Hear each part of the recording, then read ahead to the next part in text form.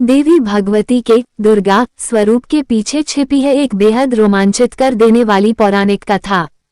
देवी देवताओं के नाम से जुड़ी कथाएं काफी प्रचलित है। माना गया है कि मां दुर्गा, जिन्हें मां काली के नाम से भी जाना जाता है, उनका नाम एक बड़ी घटना के बाद ही दुर्गा पड़ा था। श्री दुर्गा सप्तशती में वर्णित एक कथा के अनुसार एक दुष्ट प्राणी पर विजय प्राप्त करने के पश्चात ही देवी को दुर्गा नाम से बुलाया गया। हिंदू धर्म से जुड़े प्रत्येक देवी देवता से जुड़े तथ्य हमेशा से ही रोचकता पैदा करने में सफल रहे हैं।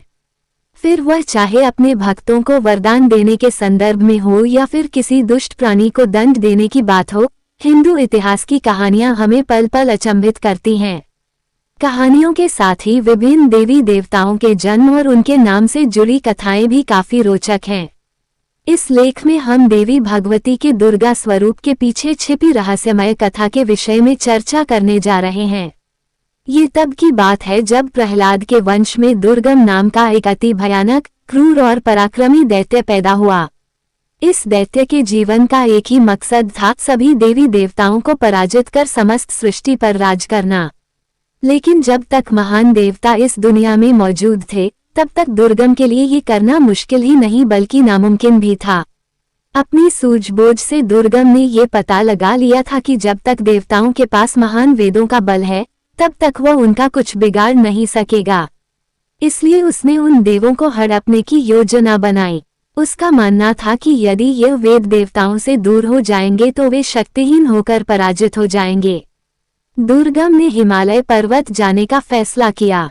वहां जाकर उसने सृष्टि के रचयिता ब्रह्मा जी को प्रसन्न करने के लिए कठोर तपस्या आरंभ कर दी। यदि उसकी तपस्या से ब्रह्मा जी खुश हो गए तो वह वरदान में उनसे जो चाहे वो मांग सकता था। दुर्गम ने तपस्या शुरू की। सैकड़ों साल बीत गए लेकिन दुर्गम तपस्या में लीन रहा। उसकी कठोर तपस्या के तेज से सभी देवता अचंभित हो गए। वो समझ नहीं पा रहे थे कि आखिरकार ऐसा कौन सा प्राणी है जो इतने ध्यान से तप में लीन बैठा है। तीनों लोकों में हाहाकार मच गया। जहां एक तरफ सभी देवता दुर्गम के तप से हैरान हो रहे थे, वहीं दूसरी ओर ब्रह्मा जी ने उसे अपना दर्शन देने का निर्णय किया। वह तुरंत दुर्गम के सामने प्रकट हुए। उस समय भी वह अपनी तपस्या में ध्यान लगाए बैठा था और उसे यह आभास भी नहीं हुआ कि ब्रह्मा जी उसके निकट खड़े हैं। उसे समाधि में लीन देखकर ब्रह्मा जी बोले, वत्स, अपने नेत्र खोलो। मैं तुम्हारी तपस्या से अत्यंत प्रसन्न हूँ और तुम्हें मुनमांगा वरदान देने आया हूँ। मांगो, तुम्हें क्या चाहिए। भगवान ब्रह्मा के वचन सुन दुर्गम ने अपने नेत्र खोले। ब्रह्मा जी को अपने सामने देख उसकी खुशी का ठिकाना ना रहा। उसे लगा कि अब उसकी मनोकामना अवश्य पूर्ण होगी। वह बोला, हे पितामह, यदि आप मेरे इस कठोर तप से प्रसन्न हैं तो मुझे सभी वेद देने की कृपा कीजिए। सब वेद मेरे अधिकार में हो जाएं। वेदों के साथ ही मुझे ऐसा अतुल्य बल प्रदान कीजिए जिससे कि देवता, मनुष्य, गंधर्व, यक्ष, नाग कोई भी मुझे पराजित न कर सके। दुर्गम की प्रार्थना सुनते ही ब्रह्मा जी ने तथास्तु कहा और वहां से ब्रह्मलोक लौट गए। ब्रह्मा जी द्वारा दुर्गम को वरदान देते ही देवता, ऋषि मुनि सारे वेदों को भूल गए। इतना ही नहीं, सभी स्नान, संध्या, हवन, श्राद्ध, यज्ञ एवं जप आदि वैदिक क्रियाएं नष्ट हो गईं। सारे भूमंडल पर भीषण हाहाकार मच गया।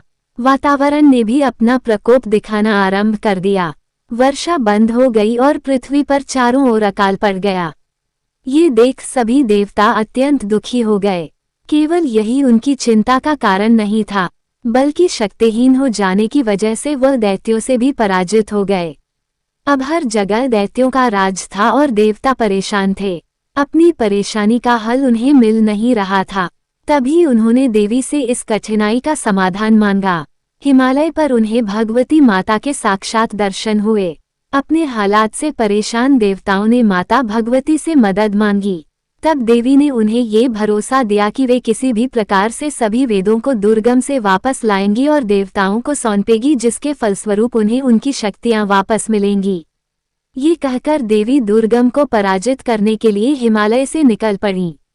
दुर्गम को पहले ही देवी के आने की खबर मिल गई थी, जिसके बाद उसने दैत्यों की एक विशाल सेना खड़ी कर ली। देवी के साथ देवों की सेना थी, लेकिन फिर भी दैत्यों की सेना को नष्ट करना कठिन था। वहां पहुंचकर देवसेना और दैत्य सेना में भयंकर युद्ध आरंभ हो गया। दोनों ओर से भीषण शक्तियों का प्रयोग होने लगा, लेकिन देवों के ऊपर दैत्यों की सेना भारी पड़ रही थी, जिसका कारण था दुर्गम को ब्रह्माजी द्वारा मिला हुआ वरदान। इस वरदान के अनुसार देवता उसे किसी भी प्रकार से पराजित नहीं कर सकते थे, इसलिए उस पर हो रहे वार का कोई असर नहीं हो रहा था। तब मां भगवती ने अपने अंश से 8 देवियों का निर्माण किया। यह 8 देवियां थी कालिका, तारिणी, बगला, मातंगी, छिन्नमस्ता, तुलजा, कामाक्षी, भैरवी आदि।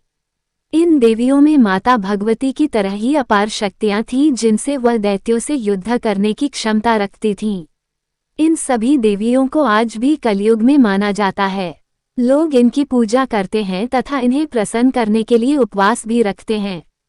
इसके बाद माता भगवती के साथ देवियों और दैत्यों के बीच भीषण युद्ध हुआ। धीरे धीरे सभी दैत्य पराजित होने लगे। माता भगवती द्वारा बनाई गई देवियों के सामने दैत्यों की शक्तियां बेअसर लगने लगीं। अंत में माता जगदम्बा के वार से दुर्गम का वध किया गया। इस तरह दुष्ट एवं पापी दैत्य दुर्गम के प्राण हर लिए गए। दुर्गम को पराजित करने की खुशी में सभी देव आकाशलोक से माता पर फूलों की वर्षा करने लगे। माता भगवती द्वारा दुर्गम को मारकर देवताओं को वेद दिए गए, जिसके बाद उनकी सभी शक्तियां लौट आईं।